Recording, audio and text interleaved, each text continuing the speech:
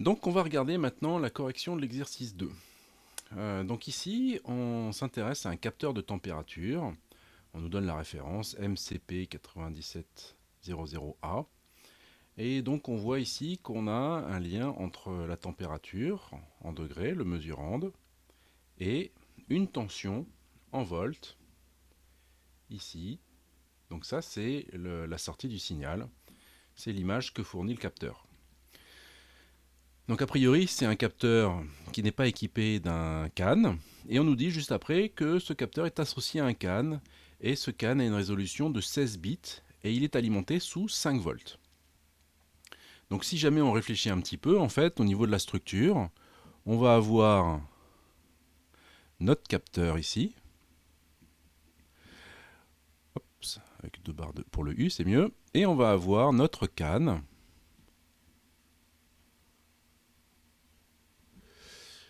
ici en sortie. Donc là, je me retrouve avec le mesurand, et ici avec mon information numérique. Ici, je vais avoir une information, on le voit ici, c'est des volts. Les volts, c'est une information analogique.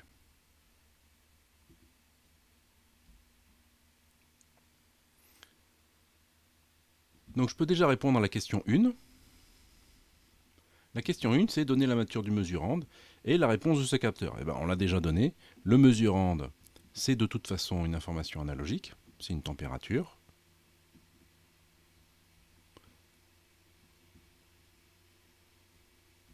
Et là ici, on peut rajouter que c'est une information sous 16 bits. Donc le mesurand, je vais le répéter, je le réécris. Le mesurand, c'est une information donc analogique. C'est un L. Et donc la réponse du capteur, c'est également une information analogique.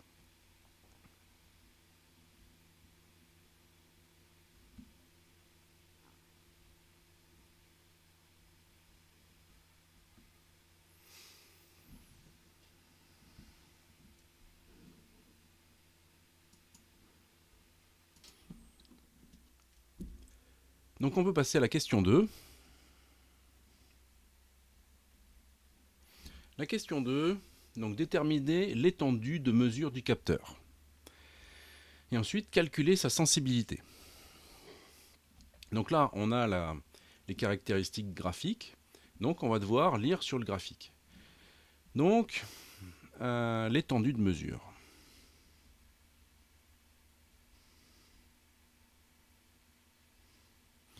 L'étendue de mesure, on a vu que c'est le Gmax moins le Gmin. Ici, le Gmax, on peut le lire, c'est 125 degrés, ici, puisqu'on est au milieu. Donc là, on tombe ici, là. Et là, on est à 120, 140, donc c'est 130 au milieu, et au milieu, c'est 125. Donc ça nous donne 125 degrés, moins, et ici, je suis à combien? Je suis à moins 40. Moins 40, et donc j'obtiens 165 degrés Celsius. Ça, c'est l'étendue de mesure du capteur. Ensuite, pour la sensibilité,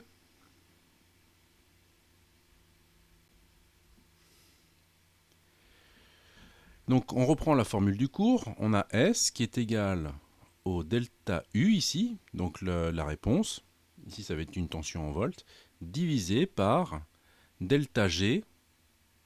Le G ici, c'est la température. Donc là, si on remplace, ça fait delta U sur delta T ici, puisque notre mesurande, c'est une température. Et donc, le delta U, ça va être quoi? Je reprends ici.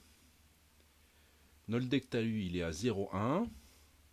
Et ici, on est au milieu, ici, donc ça nous fait 1,75. Donc ça nous fait 1,75 moins 0,1. Et là, le delta T, on l'a vu, c'est 165 degrés. Donc on obtient, là c'est simple, ça fait 1,65, divisé par 165, ça nous fait 0,01. Et on obtient des volts divisé par des degrés Celsius, puisqu'ici j'ai des volts, et là j'ai des degrés Celsius, donc j'obtiens des volts par degré Celsius. Et ça, c'est équivalent à 10 millivolts par degré Celsius. Donc là, on a calculé, on a répondu aux deux questions. Ensuite, on nous demande de calculer le quantum du CAN.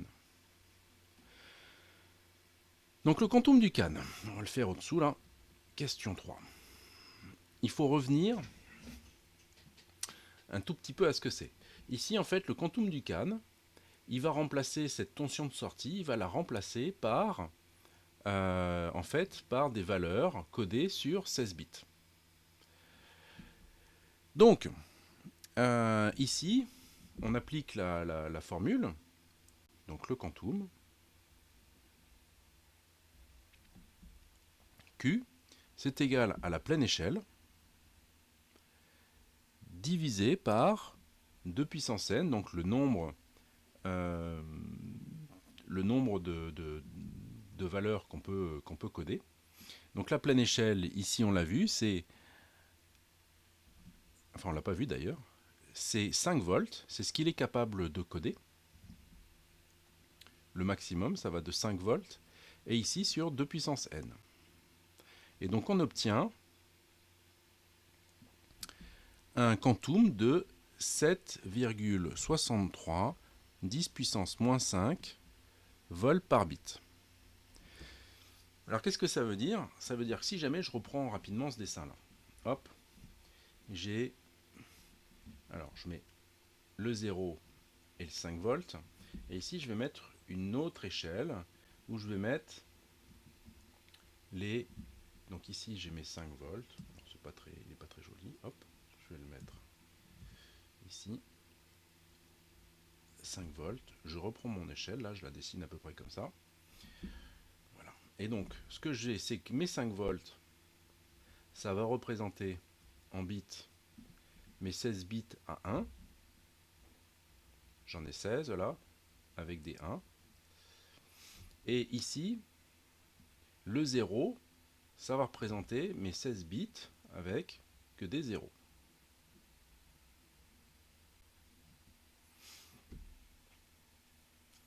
Donc ici, quand on regarde, on est à 1,75, donc on est dans le, on a la possibilité de 1,75, alors bon, 1,75 volts à 0,1 volt. Donc on est dans ce que le capteur, dans ce que le CAN est capable de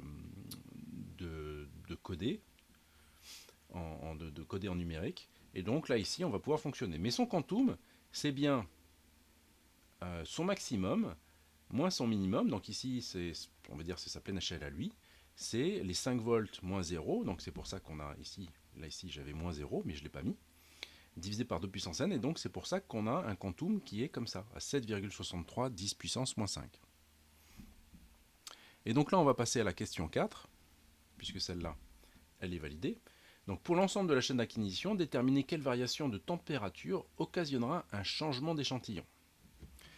Donc là, il faut réfléchir un tout petit peu en comprenant bien ce que ça représente.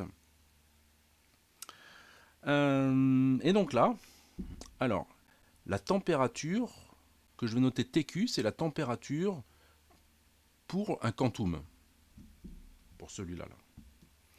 Donc là, ici, on voit que c'est des volts par bit. Là, ici, j'ai 10 millivolts par degré. Donc, je vais peut-être pouvoir me débrouiller avec ça juste en regardant les unités. Quand je regarde, si jamais à la fin, ce qui m'intéresse, moi, c'est d'avoir des degrés, puisque ici, c'est ce que je veux, le TQ, c'est des degrés par bit. Donc, il va falloir que j'élimine les volts. Donc ici, pour y arriver, il faut que les bits ils soient en dessous, il faut que les degrés ils soient au-dessus. Donc pour faire ça, je vais prendre celui-là, le Q, et je vais le diviser par la sensibilité. Si jamais je fais ça, qu'est-ce que j'obtiens?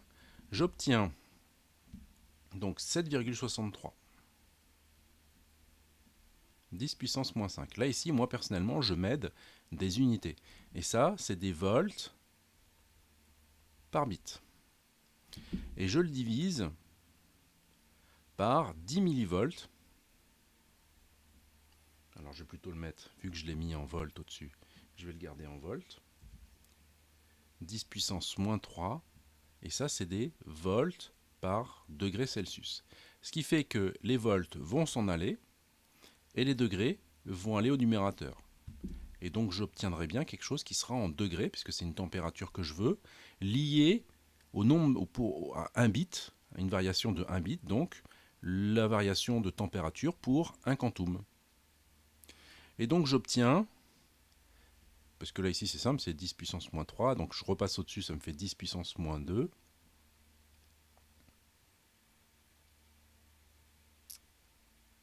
Voilà, c'est 10 puissance moins 3, donc c'est pour ça. Oups. J'ai oublié le 10 puissance moins 3. Et donc ça me fait 7,63 10 puissance moins 3 degrés Celsius par bit. Donc là, ici, quand je regarde, là, si jamais ce que ça représente, c'est que... Donc, ici, je vais avoir quelque chose, ici. Donc là, ici, j'ai mes bits, là. Et là, j'ai ma température en degrés Celsius. Et là, j'en ai un qui termine par 0. Et celui juste après, là, qui est juste au-dessus, il se termine par 1. Donc là, ici, j'ai la différence. Qu'est-ce que c'est? Ça, c'est un quantum que j'ai ici de différence. Et moi, ce que je veux, c'est quelle est la température que j'obtiens ici, le delta de température que j'obtiens pour cette variation de 1 bit. Et donc, c'est comme ça que je vais le calculer, a priori. C'est pas mal d'obtenir ça. On pourrait aussi calculer la valeur maximale qu'on obtient ici. Quel est le code pour cette valeur-là, pour 1,75. Quel est le code qu'on obtient pour 0,1? On verrait que c'est pas 0,000, et là c'est pas 1, 1, 1, 1, 1, puisque le 0,0 c'est pour 0, et le 1 que des 1, 16 fois le 1, c'est pour 5 volts. Donc ça, on en fera ça dans d'autres exercices. Donc voilà, si jamais vous avez des questions, évidemment, vous me les posez quand on se voit en cours, ou par les moyens de communication qui sont disponibles entre nous. Et puis en attendant, bossez bien. A plus tard.